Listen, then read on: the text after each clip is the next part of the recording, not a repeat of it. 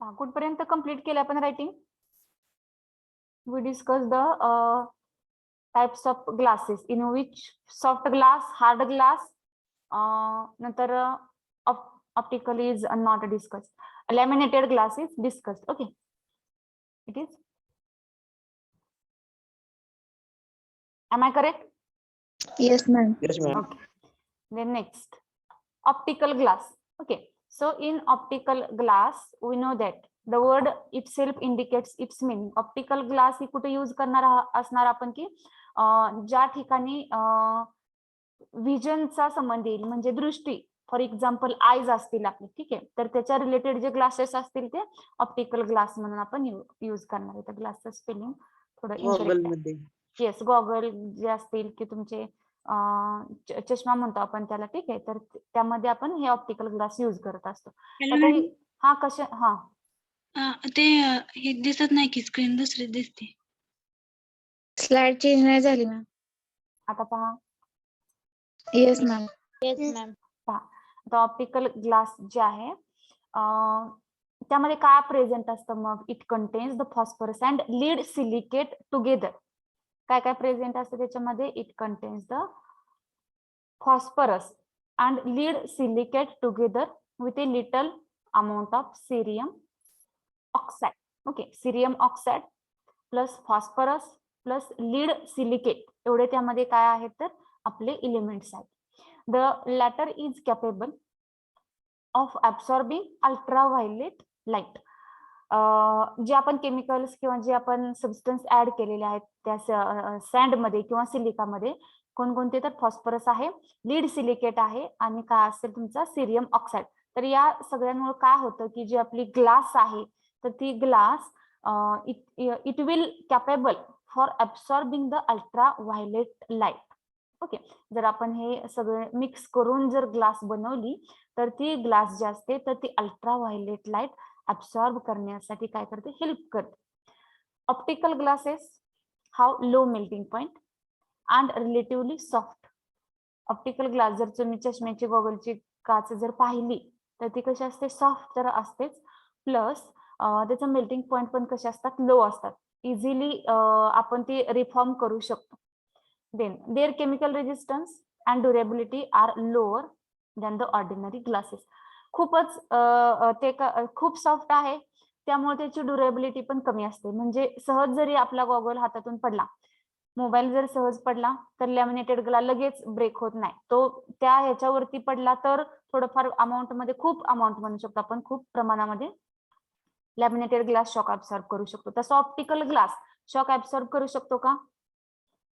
नाही. हातातून पडण्याच्या अगोदर थोडं जरी आपल्या इथून इथं थोडं टच झालं किंवा त्याला थोडंसं प्रेशर जरी अप्लाय पडलं, आपला हात जरी पडला त्यावरती, तरी ते लगेच काच काय होते? ब्रेक होते, त्याला लगेच तडे जातात. खूप त्याची ड्युरेबिलिटी जी आहे, म्हणजे काय सांगायचं आपल्याला, केमिकल रेजिस्टन्स आणि ड्युरेबिलिटी कशी आहे? खूप कमी. त्याला स्क्रॅचेस पण लगेच जातात. तर त्याचे मेल्टिंग पॉइंट्स कमी आहेत त्यामुळे तो काय होतो? लगेच ब्रेक होऊ शकते ही ग्लास. आता युजेस माहिती आहे, दे are used for the making lenses. Lens म्हणजेच आपल्या ह्या गॉगलचे लेन्स असणार, ठीक आहे. Next, safety glass. आता या सेफ्टी ग्लास मध्ये खालची जी इमेज दिलेली आहे तर ती विंडोसाठी आपण यूज करू शकतो, किंवा हे कारचे ग्लास पण येते याच्यामध्ये, आणि दुसरी काय इथं बाकी कंपाऊंड करण्यासाठी पण आपण हे यूज करू शकतो. तर सेफ्टी ग्लास जे आहे कसं बनवतो आपण? It can be made by taking 2 or 3 flat sheets of glass. ग्लासच्या फ्लॅट 3 किंवा 4 शीट्स घेऊन आपण ते बनवू शकतो. In between them alternate thin layer of vinyl plastic. जसं आपण लॅमिनेटेड मध्ये यूज केलेलं सेम तसंच आपण इथं व्हिनिल प्लास्टिक काय करणार आहोत? यूज करणार. त्या 2 लेअर असतील त्या 2 लेअरच्या मध्ये, 3 असतील तर त्या तिन्ही लेअरच्या मध्ये, किंवा 4 असतील तर त्या सगळ्या लेअर्स मध्ये आपल्याला व्हिनिल प्लास्टिक मर्ज करायचं असतं. The whole is subjected to slight pressure. आता आपण ज्यावेळेस त्या 2 लेअर मध्ये एखादा व्हिनिल प्लास्टिक ऍड करतो, मर्ज केलेला आपण, ठीक आहे, किंवा पोर केलेला, तर त्यामध्ये गॅप राहू नये, एअर बबल्स राहू नये म्हणून आपल्याला थोडं प्रेशर त्यावरती अप्लाय करायचं आहे. फक्त गॅप रिमूव्ह होण्यापुरतच, जास्त प्रेशर आपण अप्लाय करू शकत नाही कारण ते ब्रेक होईल. It is then heated. Pressure apply केल्यानंतर आपल्याला काय करायचं, ते हीट करायचं until the glass layer and plastic layer merge into one another. आपल्याला कुठपर्यंत हीट करायचं असतं, तर जे व्हिनिल प्लास्टिक आहे ते ग्लास मध्ये मर्ज होत पूर्णपणे, तोपर्यंत आपण काय करणार, त्याला हीट करणार. ओके. लाईक ए सँडविच. सँडविच पाहिला असेल की दोघांच्या मध्ये, दोन ब्रेडच्या मध्ये आपण कसे व्हेजिटेबल्स पुट करतो, सेम तसं आपल्याला करायचे. On cooling the glass becomes quite tough. Heat केल्यानंतर, कूल करायचं, नंतर कूल झाल्यानंतर आपल्याला ती ग्लास जी आहे तर ती कशी जाणवते, तर ते आपल्याला टफ लागते. ठीक आहे. Then next, when such a glass breaks it does not fly into pieces. जे लॅमिनेटेड मध्ये एक्सप्लेन केले सेम तसंच आहे. एकदा काही ग्लास ब्रेक झाले की हे त्याचे जे पीसेस असतात they do not fly over, म्हणजे ते बाहेर पडले जात नाहीत, त्यालाच अटॅच राहतात. पाहता ही जर ग्लास आहे कंपाऊंडची, तर त्या ग्लासवरती जर काही ब्रेक, इथं कुठं सपोज इथं ब्रेक झालेला आहे, मे बी याच्यावरती कोणतं तरी ऑब्जेक्ट येऊन आदळला असेल, आपटला असेल, तर हे काच जी आहे ती आपल्याला अशी दिसते. म्हणजे लांबून जर काच ह्याच्यामध्ये कशी शक्यता असते, समजा एक काय फेकलं गेलं याच्यावरती, दगड असेल, बॉल असेल, तर हे जर ब्रेक झालं तर त्याचे काचा ज्या असतील ते अशा बाहेर पडतील. आणि ते सपोज इथं काही लहान मुलं असतील किंवा काही लोक असतील तर त्यांना इजा पोहोचण्याची शक्यता असते. म्हणून जे पब्लिक प्लेसेसला मॅक्झिमम आपण लॅमिनेटेड ग्लास किंवा सेफ्टी ग्लास यूज करत असतो. कारच्या ज्या विंडोज असतात किंवा आपल्या घराच्या जे काचा पण लॅमिनेटेड सेफ्टी ग्लासच्या बनवू शकतो. ठीक आहे, की जेणेकरून त्या काचांपासून, ग्लास पासून कुणालाही हानी पोहोचता कामा नये. नंतर कुठपर्यंत आला आपण, हा ठीक आहे. तर आपल्याला माहिती आहे की ह्याचे जे ग्लास आहे, या ग्लासचे पीसेस बाहेर फेकले जात नाहीत किंवा बाहेर पसरत नाही, पडत नाही, तर ते या व्हिनिल प्लास्टिक असल्यामुळं त्याला ते आहे असे ते बॉन्डिंग करून ठेवतं. Okay. Since the inner plastic layer tends to hold back the broken pieces of the glasses. Okay. आता हे कुठे यूज करतो आपण, safety glass. It is mostly used in automobiles. Automobiles म्हणजे ज्या तुमच्या सगळ्या व्हेकल्स आहेत त्यामध्ये, and aeroplane industries as windshields. Aeroplane इंडस्ट्रीमध्ये पण वाइंड शिल्ड्स म्हणून आपण हे यूज करतो. एरोप्लेन इंडस्ट्रीमध्ये म्हणजे फॉर एक्झाम्पल एरोप्लेन कन्सिडर करा. एरोप्लेनच्या ज्या विंडो असतील त्या आपल्याला सेफ्टी ग्लासेसच्या बनवायच्या आहेत, कारण की ज्यावेळेस प्लेन हवेमध्ये जाणार आहे, ठीक आहे, एक ठराविक अंतरांच्या वरती, तर त्यावेळेस वारा खूप जोराचा असणार आहे, वादळ असेल तरी पण त्या प्लेनला ते अंतर कव्हर करायचं असतं, डिस्टन्स कव्हर करायचा आहे, तो स्पॉट त्यांना रीच करायचा असतो. मग त्या वादळामध्ये सुद्धा एवढं वादळाच्या प्रेशरने, वाऱ्याच्या प्रेशरने सुद्धा काचेला काय जातात, तडे जातात. तर ते तडे गेल्यानंतर त्याचे पीसेस बाहेर फेकले जाऊ नये किंवा लागू नये कोणाला, म्हणून आपण एरोप्लेन मध्ये सुद्धा स्ट्रिक्टली हे सेफ्टी ग्लास यूज करतो. ठीक आहे. आता आपला एकच पॉइंट राहिलेला आहे, क्लासिफिकेशन ऑफ सिरेमिक्स. ठीक आहे.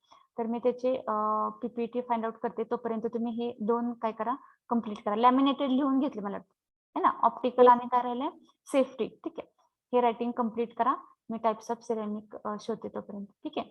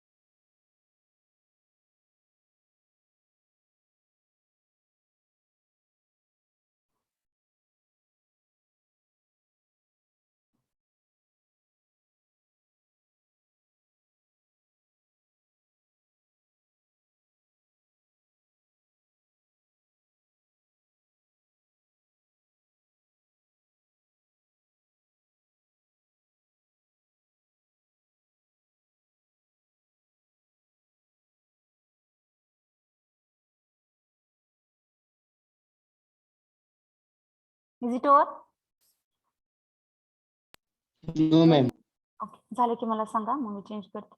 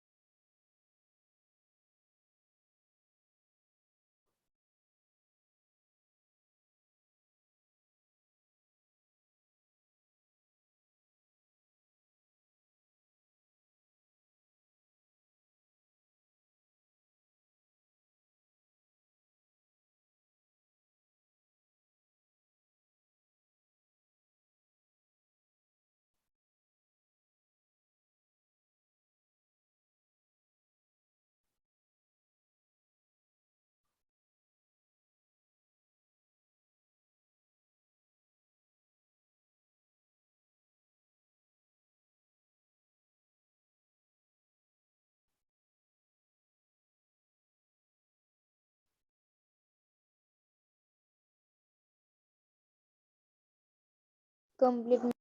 Okay, next. मॅडम एक मिनिट थोडं.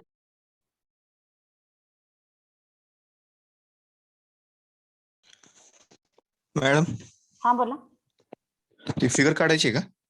नाही, काय गरज नाही. ते तुम्हाला आयडिया यावी म्हणून टाकले.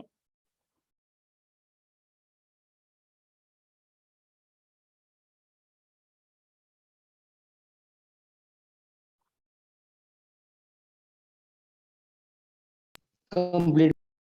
Okay, next.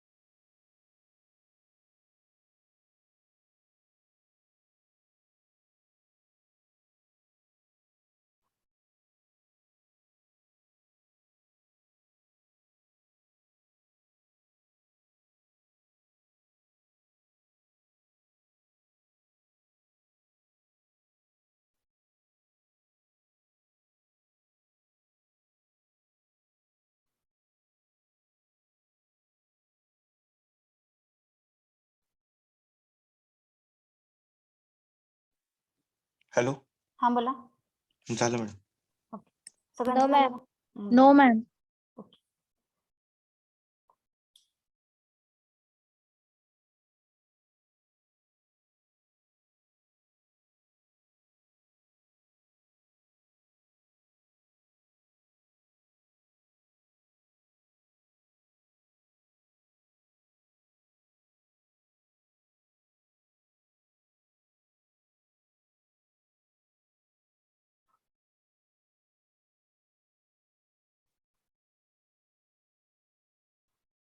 झालं का? Yes ma'am. Yes, ma'am.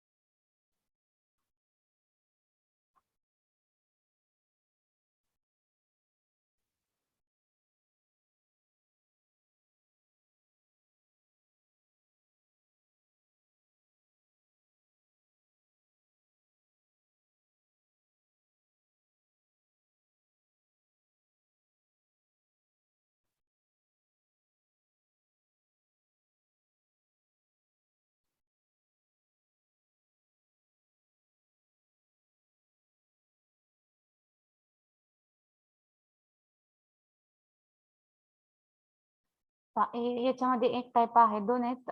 Structural एक आहे.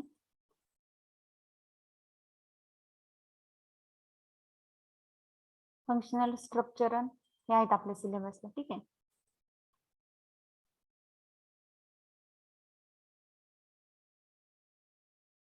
सिरेमिकचे डेफिनेशन काय सांगितले आपण? What is ceramics? Hello, what is ceramics? Ceramic are Inorganic, inorganic non-metallic materials that are processed and used to high temperature. Inorganic आणि कसं मटेरियल आहे हे? non metallic. नॉन मेटॅलिक आहे. इनऑर्गॅनिक पण आहे आणि कसं आहे? Non metallic. ठीक आहे. आता याचे काही प्रॉपर्टीज पण आपण स्टडी केल्या. तर त्याचे टाइप्स मध्ये जर सिरेमिक्स हा वर्ड केरामॉस, पॉटेरी किंवा पॉटर्स क्ले या टाईपच्या क्ले पासून जे बनवलं जातं त्याला आपण सिरेमिक्स असं म्हणतो. ठीक आहे. ग्रीक वर्ड आहे हा. मी त्याबद्दल थोडी आयडिया दिलेली आहे. तर टाइप्स मध्ये महत्वाचं आहे स्ट्रक्चरल सिरेमिक्स. ठीक आहे. आता ह्या स्ट्रक्चरल सिरेमिक्स मध्ये एवढे डिटेल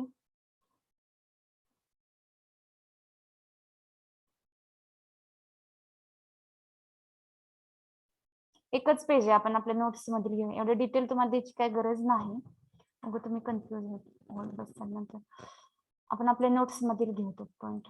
फक्त क्लासिफिकेशन हा नोट्स मध्ये नाही. ठीक आहे. आपण केलेलं नाही. मॅडम या चॅप्टरच्या पीपीटी शेअर करा ना. हा, पण त्याच्यामध्ये क्लासिफिकेशन ऑफ सिरेमिक्स एक पॉइंट नाही. ठीक आहे. तुमच्या नोटबुक मध्ये तुम्ही तो लिहून घ्या व्यवस्थित. म्हणजे तुम्हाला परत पीपीटी बघायची काही गरज पडणार नाही. मॅडम तुम्ही जे नोट्स शेअर केले त्यामध्ये आहे का हा पॉइंट? आहे, येस, फक्त पीपीटी मध्ये नाही.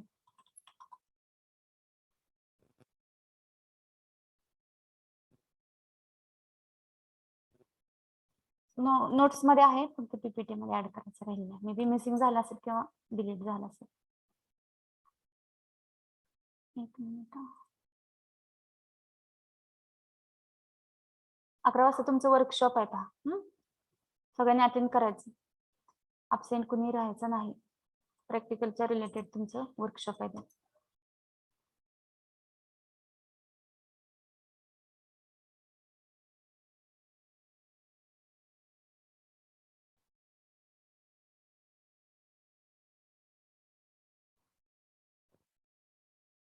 ISC चे मार्क सगळ्यांनी बघितले ना? बाकीच्या सब्जेक्टची पाहिली?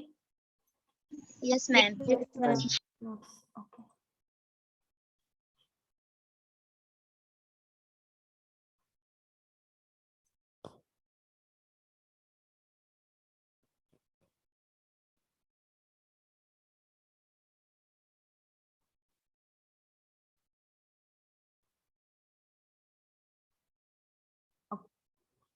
सिरेमिक्स क्लासिफिकेशन आणि डाउनलोड करून दिसेल.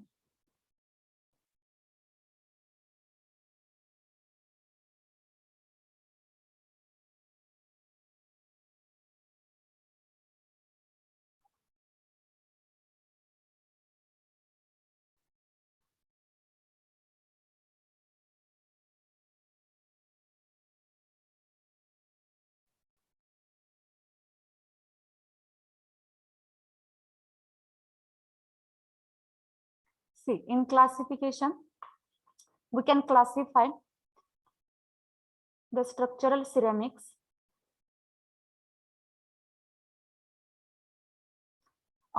in two types based on their application and based on their structure. आपण सिरेमिक्स कुठे यूज करणार आहोत त्यावरून त्याचं क्लासिफिकेशन एका टाइप मध्ये बनवलं आहे आपण, आणि त्याचं स्ट्रक्चर मध्ये काय आहे किंवा त्याचं स्ट्रक्चर कसं आहे त्यावरून एक दुसरा क्लास करतोय आपण. ठीक आहे, आता फर्स्ट अगोदर पाहूया classification ceramics based on their application. ठीक आहे, अगोदर ऍप्लिकेशन स्टडी करूया. ऍप्लिकेशन मध्ये परत ते मध्ये 4 टाइप्स येतात. स्ट्रक्चरल सिरेमिक्स, फेसिंग सिरेमिक्स, नंतर रिफ्रॅक्टरीज आणि लास्ट आहे फाईन सिरेमिक्स. स्ट्रक्चर मध्ये 2 टाइप्स येतात, अगेन क्रिस्टलाइन आणि फक्त अमॉर्फस. ठीक आहे, आता आपण फर्स्ट स्टार्ट करूया classification based on their application. आपण कुठे यूज करणार आहोत ते सिरेमिक्स त्यावरती आपण नोट्स दिसतात ना सगळ्यांना? Yes, ma'am. Yes, ma'am. आता क्लासिफिकेशन मध्ये फर्स्ट आहे स्ट्रक्चरल सिरेमिक्स. ठीक आहे, आता स्ट्रक्चर म्हणजे आपल्याला आयडिया आली असेल की आपण ते कुठे यूज करणार आहोत. तर या स्ट्रक्चरल सिरेमिक्स मध्ये आपण काय कोणते या ग्रुपमध्ये कोणते आर्टिकल्स इन्क्लूड होतात? They include is used mainly in construction and building and various other structures. Structural मध्ये कोणता क्लास येतो किंवा या ग्रुपमध्ये काय येतं, काय इन्क्लूड होतं? तर यामध्ये कन्स्ट्रक्शन आणि बिल्डिंग आणि जे व्हेरियस अदर स्ट्रक्चर्स असतात स्ट्रक्चरच्या रिलेटेड तर त्यामध्ये इन्क्लूड होतं. फॉर एक्झाम्पल बिल्डिंग ब्रिक्स असतील किंवा हॉलो टाइल्स असतील किंवा रूफ टाईल असेल, हे टाईल आहे TILE, हॉलो टाईल किंवा रूफ टाईल असतील, ड्रेन टाईल असतील किंवा स्लॅब असेल, तर these are included in the structural ceramics. Facing ceramics next second. Madam, hollow tiles म्हणजे कशा असतात? hollow tiles कशा दिसतात म्हणजे कसं? मी पण नाही पाहिलेले हॉलो टाइल्स, ऐकले असते फक्त. बिल्डिंग ब्रिक्स पाहिले, रूफ टाईल येते लक्षात, drain tile, slab. Hollow tiles मी पण कुठल्या बिल्डिंग मध्ये अजून तो पाहिलेलं नाही. मे बी पाहिला असेल पण माहिती नाही की हॉलो टाइल्स असेल. You can search on the Google. Okay. Okay. Facing material. In facing material, these are the ceramics used for the internal and external facing of the buildings. आता facing म्हणजे तुम्ही एखाद्या घराला बाहेरून जे पोर्च असतो तर त्या पोर्च मध्ये फेसिंग किंवा सजावटीसाठी शो साठी आपण टाइल्स लावतो वेगळ्या, तर त्या आपण फेसिंग मटेरियल म्हणू शकतो त्याला. सिरेमिक्सचाच एक टाइप, पण तो कसा असेल फेसिंग मटेरियल म्हणून आपण यूज करणार आहोत. ठीक आहे, तर this is the another class of the ceramics. These are the includes for example facing bricks असतील किंवा ओव्हन टाइल्स असतील. ठीक आहे, these are included in facing material. Okay, पुढच्या बाजूला फेसिंग म्हणजे चेहऱ्यासमोरच्या म्हणजे पुढचा बाजू जे असेल, तुमचं बिल्डिंग असेल किंवा तुमचं घर असेल त्याच्या समोरच्या साईडला लावतो आपण त्या. नंतर रिफ्रॅक्टरीज. ओके, आता रिफ्रॅक्टरी मध्ये कोण येतं? The material which retain their mechanical properties at 1000 degree Celsius और हाय टेम्परेचर. आता रिफ्रॅक्टरी मध्ये आपल्याला माहिती आहे ज्या रिफ्रॅक्टरीज असतात त्यामध्ये आपण हिटिंग करत असतो. इंडस्ट्रीज असतील किंवा आपले काही फॅक्टरीज असतील त्यामध्ये आपल्याला ज्या ठिकाणी हिटिंग यूज करायचं आहे, तर त्यासाठी आपल्याला असं मटेरियल पाहिजे की ते हिटिंगला फेस करणार 100 डिग्री सेल्सिअस पर्यंत ते टिकून राहावं असं आपल्याला मटेरियल बनवायचे. तर these are mainly used for making various parts of industrial furnace. Furnace असेल किंवा तुमचं बॉयलर असेल and apparatus operating at the high temperature.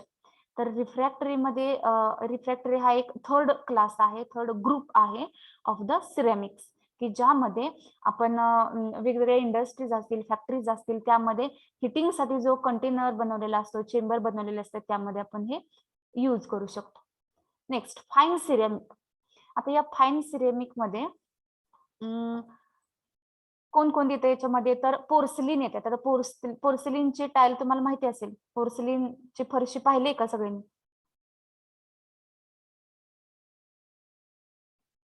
Porcelain पाहिले का? Hello, no. मुलींमध्ये येस मॅम. बाउल्स मध्ये वगैरे मटेरियल वापरतात ना त्याचं.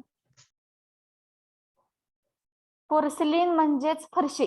तुम्ही जी फरशी म्हणता तीच पोर्सिलिन. टाईल सोडून जी ग्रे कलरची फरशी आहे क्लासरूम मध्ये आहे, सुगंधी, तुम्ही आलेला ना अर्चना, याच्यामध्ये हो, आहे. आलेले. हा, ही ग्रे कलरची आहे ना मॅडम. आपल्या क्लासमध्ये. सगळ्यांच्या मॅक्झिमम जे सामान्य कुटुंब आहे त्यांच्या ग्रे कलरचे जे असतील. काही विद्यार्थ्यांच्या घरामध्ये टाईल असेल, टाईल ते पोर्सिलिन नाही. ग्रे कलरची मॅडम. फरशी जी आहे ते शहाबादी फरशी म्हणतात का मॅडम त्याला? शहापादी, ते डिफरंट टाईपचे. मॅडम पॉट्स पण असतात की हो तसे पोर्सिलिनचे. हो, पॉट्स पण असतात. तर लगेच आठवायचं असेल तर ह्याला पोर्सिलिनच म्हणतात. हे जे फरशी आहे ग्रे कलरचे ते पोर्सिलिनचे बनलेले. ठीक आहे, आता पोर्सिलिनचे वेअर्स असतील. वेअर्स म्हटलं and glazed pottery are includes glazed म्हणजे त्याला शाईन असेल, ग्लेज्ड पोटरी. ठीक आहे, in this classes they are used for dishes किंवा वॉश बेसिन असतील. पहा, अजून आयडिया तुमची तर क्लिअर होते की डिश असतील, वॉश बेसिन आहेत, डेकोरेटिव्ह आर्टिकल आहेत, also used in laboratories as a chemical ware and apparatus. आपल्या केमिस्ट्रीच्या लॅबमध्ये जे बनवले ते पण पोर्सिलिन मध्ये इन्क्लूड होत आहे. किंवा फाईन सिरेमिक्स, हे सगळं पोर्सिलिन एक त्या फाईन मधलं एक टाईप आहे. तर फाईन सिरेमिक्स मध्ये जे केमिकल वेअर साठी जे आपण फरशी यूज करणार आहोत तर ती सगळी फाईन सिरेमिक्स मध्ये इन्क्लूड होते. Next special ceramics. आता याच्यामध्ये जे आर्टिकल्स असतात ते स्पेसिफिक प्रॉपर्टीचे असतात. They are utilized in radio industry aviation. हे आपण स्पेशल जो म्हणतो आहोत ते आपण पाहिलं नसणार कोणीच, कारण ते रेडिओ इंडस्ट्री एव्हिएशन मध्ये आपण यूज करतो. रेडिओ इंडस्ट्री ज्या असते, रेडिओ इंडस्ट्री म्हणजे टेप रेडिओची इंडस्ट्री नाही. रेडिओ म्हणजे रेडिओ इलेमेंट वरती काम करणाऱ्या जे इंडस्ट्रीज असतील त्या, म्हणजे रेडिएशन्स जे असतात. रेडियम पाहिलंय का तुम्ही? रेडियम सगळ्यांनी पाहिलंय का? येस मॅम, मी Yes. पाहिलंय. हा, तर रेडियम कसं असतं मला सांगा. कार्सच्या प्लेटवर किंवा बाईक्सच्या प्लेट असतात ना, जो नंबरची प्लेट असते त्याच्यावर असतं बघा मॅडम. हा, आणि जर समजा रस्ते चालू असतील तर त्या ठिकाणी पण बांधकाम खात्याकडून लावलं जातं की रेडियम म्हणजे कसं असतं की ज्यावेळेस त्या फोटो इलेक्ट्रिक इफेक्ट किंवा फोटो लुमिनन्सन्स असा काहीतरी इफेक्ट आहे, फिजिक्स मध्ये आहे ती कन्सेप्ट बघा डिटेल. तर रेडियम हा इलेमेंट कसा आहे की ज्यावेळेस त्याच्यावरती लाईट रेज पडतात तर तो तेवढ्याच एनर्जीने ते लाईट रेज रिफ्लेक्ट करतो, बाहेर पडले जातात. बाकीचे जे मटेरियल आहे सगळे ते अब्सॉर्ब करून घेतात लाईट, तसं त्याचा रेडियम्स होत नाही, तो रिफ्लेक्ट करतो, त्यामुळे तो चमकल्यासारखा दिसतो आपल्याला. आपले जर त्यावरती आपल्या गाडीची जर लाईट पडली असेल तरच ते चमकतं, अदरवाईज अंधारामध्ये ते चमकतं का? No ma'am. नाही, ठीक आहे ना.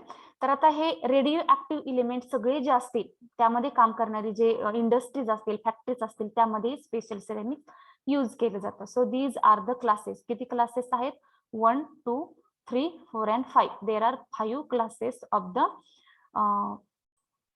सिरेमिक्स. ठीक आहे.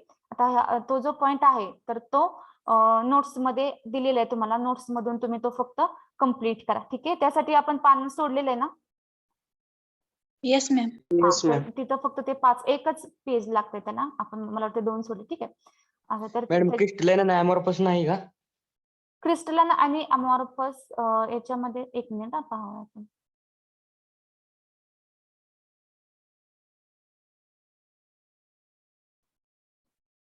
नाही याच्यामध्ये, थांबा तरी पण पुढे पाहूया आपण. ऍडेझिव्ह तुमच्या सिलेबसला नाहीये, लिहून घ्या त्या नोटबुक मध्ये, काय काय नोट्स मधलं वाचायचं नाही तुम्हाला. किंवा सुरुवातीला नोट्स वहीमध्ये सुरुवातीला मी पीपीटी मध्ये जो सिलेबस दिलाय फक्त तेवढंच आहे तुमच्या सिलेबसला आहे, त्यामुळे हे पण नाही तुमच्या सिलेबसला, ग्लास आहे फक्त. अमॉर्फस आणि क्रिस्टलाइन पण आय थिंक नाही. आपण पीपीटी शेअर करू 1 मिनिट. पीपीटीचा सिलेबस पहा, तो सिलेबस तुमचा असेल.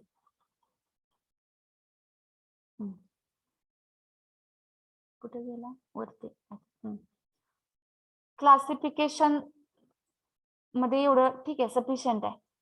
त्यामध्ये डिटेल एवढं मेन्शन केलेलं नाही.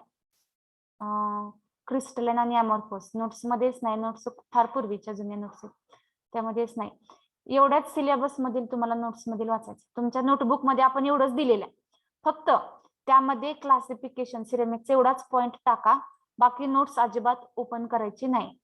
तुमची नोटबुक ओपन करून तुम्हाला अभ्यास करायचा. ठीक आहे. नाही तर मग तुम्ही ते बाकीचं कंपोजिट वगैरे वाचत बसाल, ऍडेझिव्ह वगैरे, त्याची काय गरज नाही, ते सिलेबसलाच नाही. उगाच जास्त वाचत बसू नका. फक्त क्लासिफिकेशन नोटबुक मध्ये कम्प्लीट करा, मग आपलं इथं टॉपिक संपत. नेक्स्ट लेक्चर बोरोसिलिकेट ग्लास राहिलंय थोडं. एक्सप्लेन करायचं. 1 मिनिट. बोरोसिलिकेट मॅडम ती लिहून पण दिलं नाही. हा, आता आपण कुठपर्यंत लिहिले? लास्टला लिहा आता. बोरोसिलिकेट ग्लासचं लिहून लिहूया आपण. कुठे गेला? खाली ना. ठीक आहे. हे लिहून घ्या. बोरोसिलिकेट बघा, रॉ मटेरियल काय काय, सिलिका. मी त्याचे थोडे प्रॉपर्टीज आणि 2 युजेस लगेच फाइंड आउट करून तुम्हाला एक्सप्लेन करते. नोटबुक मध्येच लिहून घ्या. Right down. लास्ट त्याला द्या नंबर किती असेल तो तुमचा, ते सापडून जाईल लगेच आपल्याला. लास्टचे 2 प्रॉपर्टीज आणि 2 एक युजेस.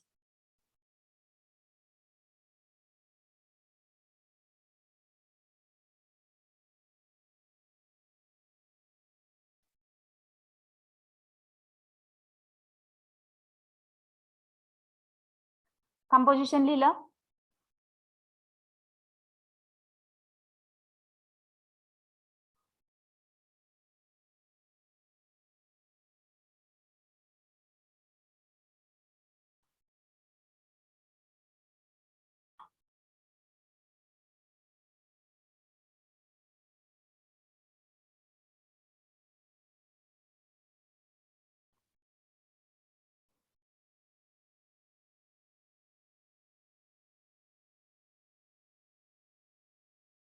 झालं लिहून composition?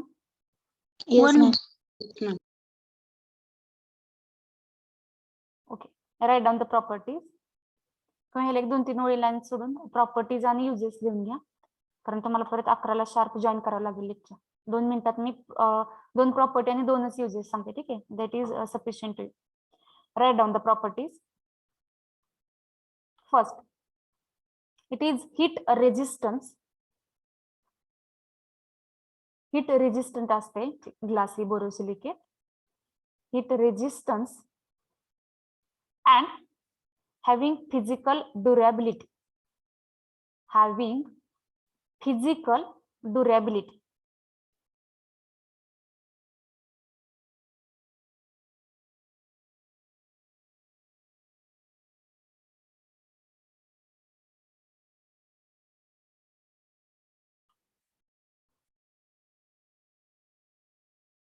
Next.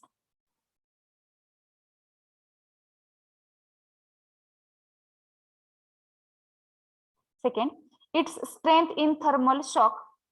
Its strength in thermal shock exposure makes the material suitable for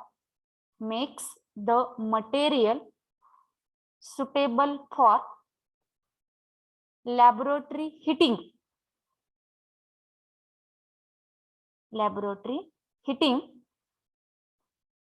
and cookware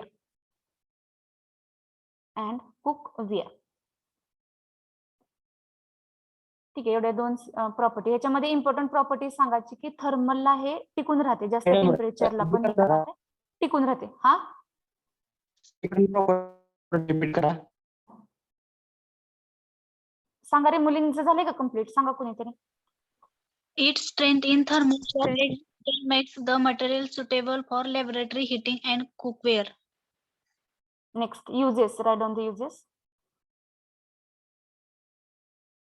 आता त्याच्या प्रॉपर्टीवरून तुम्हाला लक्षात आले असतील त्याचे युजेस का असतील.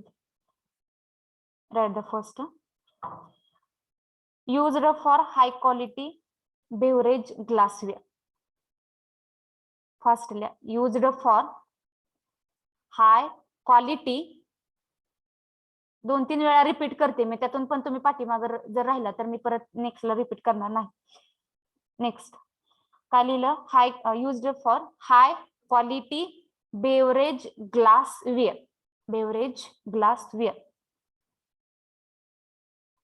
In bracket for drinks. Bracket मध्ये for drinks. Next second, used in microwave.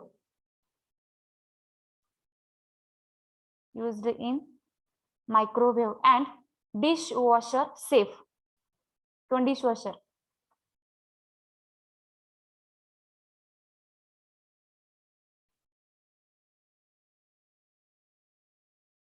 Comma cookware लिहिलं ना आपण? Yes, ma'am. Okay.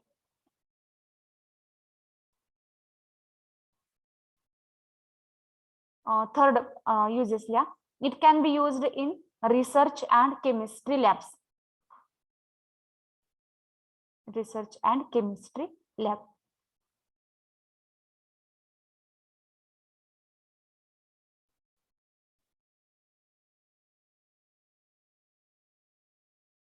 Next, cooking containers like